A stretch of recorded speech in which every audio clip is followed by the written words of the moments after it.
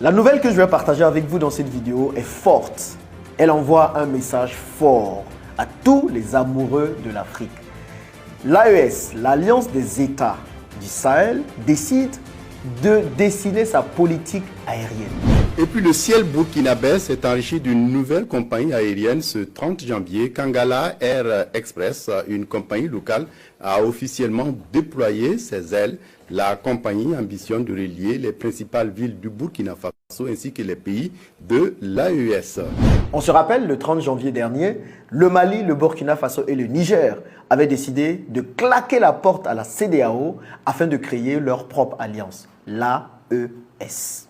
Et cette alliance n'est pas que sur du papier, parce que l'AES a déjà commencé à entamer des démarches pour pouvoir confirmer cette alliance. On parle déjà de monnaie unique à ces trois pays et de d'autres choses. Et aujourd'hui, c'est une compagnie aérienne que l'AES est en train de penser.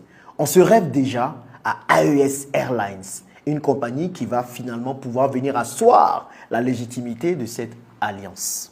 Ce n'est pas moi qui le dis en tout cas, c'est le journal Jeune Afrique qui titre en ce jour, le 9 février 2024, que dans le processus de rapprochement entamé par le Burkina Faso, le Mali et le Niger, le renforcement des lignes aériennes est un aspect incontournable. Air Burkina, Sky Mali, Kangala Air Express, l'AES dessine sa politique aérienne.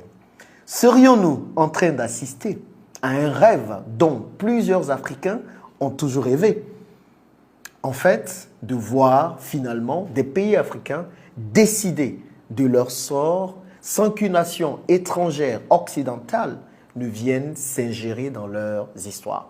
À l'heure actuelle où on parle énormément du Sénégal et de ce que le Sénégal traverse, je pense qu'il est important d'aussi mettre en lumière ce que d'autres pays qui se battent pour obtenir leur indépendance sont en train de mettre en place. On va voir dans cette vidéo les coulisses de cette nouvelle compagnie aérienne, de cette synergie aérienne que les membres de l'AES sont en train de mettre en place.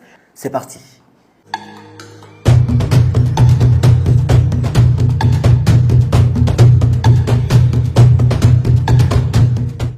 Bonjour et bienvenue sur l'Investisseur Africain. Je m'appelle Jean-Yves Bradbo et ici je parle de comment vous pouvez réussir tous vos investissements en Afrique, la terre de toutes les opportunités. Si c'est une thématique qui vous intéresse, deux choses à faire.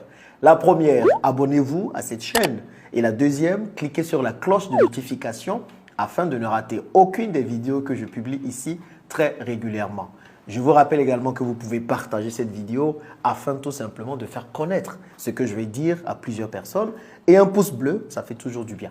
Donc aujourd'hui, on va parler de l'AES. On se rappelle tous que l'AES sortait de la CEDEAO le 30 janvier 2024. Certains pensaient à une farce, mais visiblement, ça n'est pas une. Parce que l'AES est déjà en train de mettre en place des actions pour pouvoir réellement se constituer en alliance.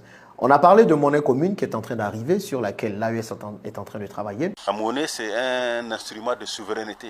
Tant que tu ne gères pas ta monnaie, tu n'es pas souverain. Moi, je suis très optimiste, surtout avec le Burkina et le Mali. Ils vont changer. L'optimisme de Issoufou Boubacar Kado, politologue et analyste des finances publiques, est relatif à l'annonce de la création de la monnaie unique de l'Alliance des États du Sahel regroupant le Burkina Faso, le Mali et le Niger. Une annonce intervenue au lendemain de la rencontre entre les trois ministres des Finances de ces pays fondateurs. Une belle opportunité pour ces trois pays à plusieurs avantages socio-économiques. Mais aujourd'hui, on parle de l'aérien. On est en train de voir une certaine synergie entre les pays membres de l'AES. Et cette synergie commence par une compagnie burkinabé. Aujourd'hui, on a eu le premier vol de cette compagnie burkinabé. Je vous en parle un peu plus. Et on se rend compte que cette compagnie est en train de mettre en place les prémices pour une compagnie aérienne qui va être gérée par l'AES. Et j'espère qu'il ira le plus loin possible. Contrairement à la compagnie Air Afrique, qui n'a pas vraiment fait long feu et qui a disparu pour des raisons qu'on sait tous. On sait tous qu'il y a eu de la mauvaise gestion, mais également Air France a dû jouer pour que Air Afrique puisse disparaître. Donc aujourd'hui, qu'est-ce qui se passe?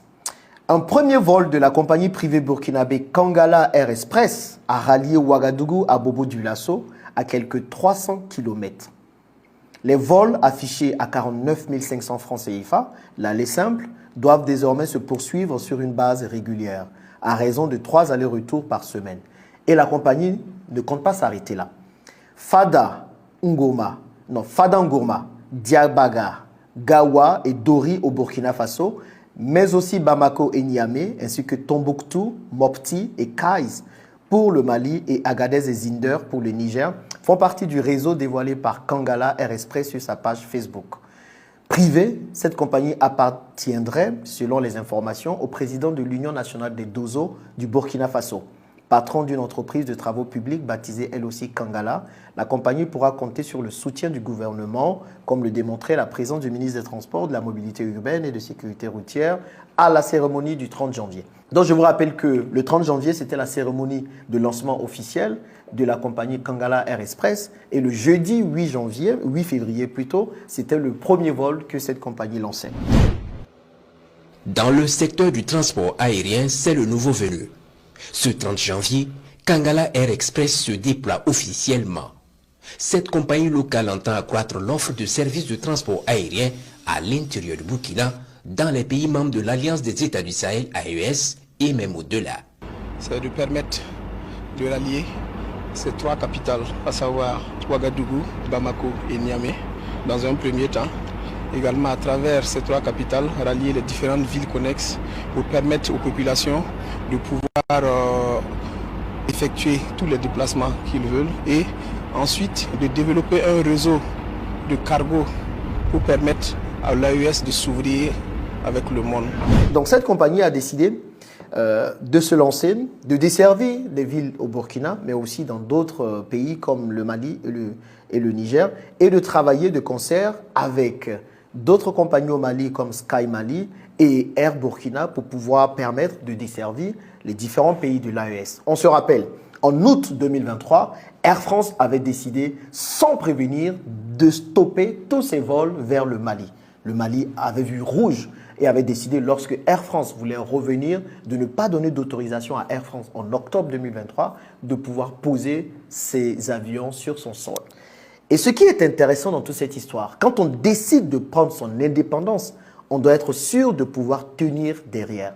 Donc quand on dit à Air France, qui desservait le Mali avec plusieurs vols par semaine, de ne plus venir sur son sol, c'est que d'un côté, on se dit qu'on peut prendre le relais par rapport à Air France. Et c'est ce que l'AES est en train de nous montrer avec Kangala Express, qui commence au Burkina, mais qui va bientôt desservir les autres villes des différents pays de l'AES.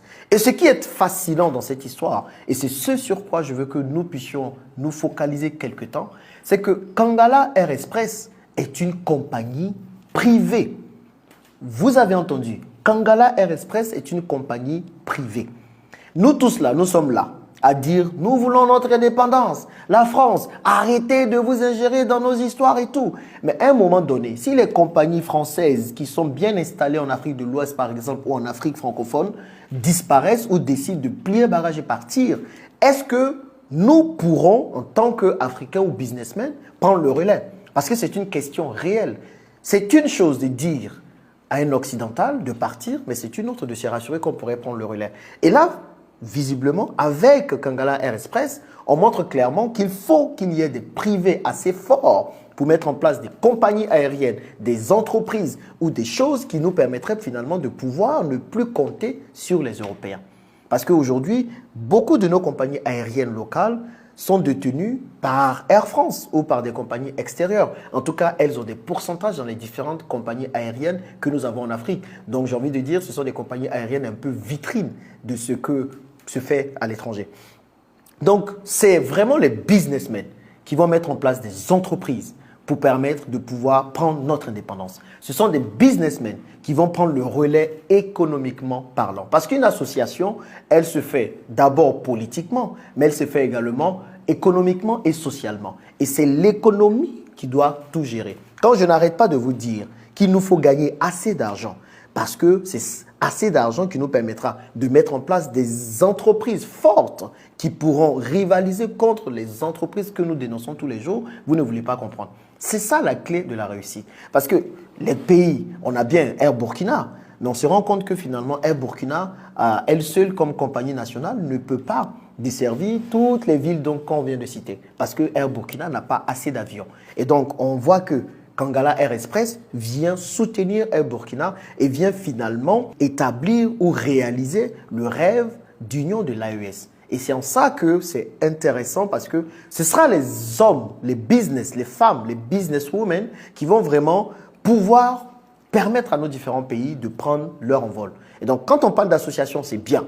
Il faut s'associer politiquement, mais sachez qu'il faut que l'économie aussi suive. Et ce sont des chefs d'entreprise qui mettent des entreprises en place qui vont venir soutenir tout ça. Je n'arrête pas de le dire. L'économie dirige le politique. Une chose, c'est de vouloir que la France dégage de l'Afrique, comme c'est scandé aujourd'hui au Sénégal, mais une autre, c'est de nous rassurer que nous pourrons prendre le relais si ces entreprises disparaissent. Et une autre chose très intéressante, c'est de voir finalement qu'il est possible pour des pays africains de s'unir. Je n'arrête pas de le dire, l'union fait la force. Il est important de nous mettre ensemble pour pouvoir avancer. Donc, on voit ici 3 pays qui sont marginalisés par d'autres pays d'Afrique, qui sont marginalisés par la France, par des forces occidentales, décider de prendre leur envol ensemble, de se mettre ensemble pour avancer. Et l'union n'est pas que politique, on le voit, elle est économique et elle sera bientôt sociale. Elle est économique par la mise en place d'une monnaie, également par la mise en place des entreprises communes, comme on peut le voir avec cette entreprise aérienne. Donc, franchement, ils sont en train de faire quelque chose dont on a toujours rêvé et qui va nous permettre de changer nos mentalités. Donc, l'union, c'est à chacun de nous de pouvoir y contribuer. C'est à vous de vous poser la question, qu'est-ce que vous faites de votre côté afin que l'union de l'Afrique à laquelle nous rêvons tous puisse arriver? C'est l'affaire de nous tous et c'est à nous tous de poser notre partition afin que cela puisse être une réalité. Qu'est-ce que vous pensez de cette nouvelle? Est-ce que vous pensez vraiment que l'AES pourra s'en sortir? Parce que bientôt, on s'attend à des embargos, à des ripostes de la part peut-être de la CEDEAO, si elle a encore la force de le faire, parce que la CEDEAO actuellement est totalement affaiblie, ou tout simplement de la part des forces qui sont derrière la CEDEAO et qui tirent les ficelles pour pouvoir peut-être détruire cette alliance. Donc, qu'est-ce que vous pensez de tout ça? Dites-le moi dans les commentaires. Mais en tout cas, cela augure quelque chose de bien pour notre continent, l'Afrique. C'était Jean-Yves, l'investisseur africain. On se dit à bientôt dans une prochaine.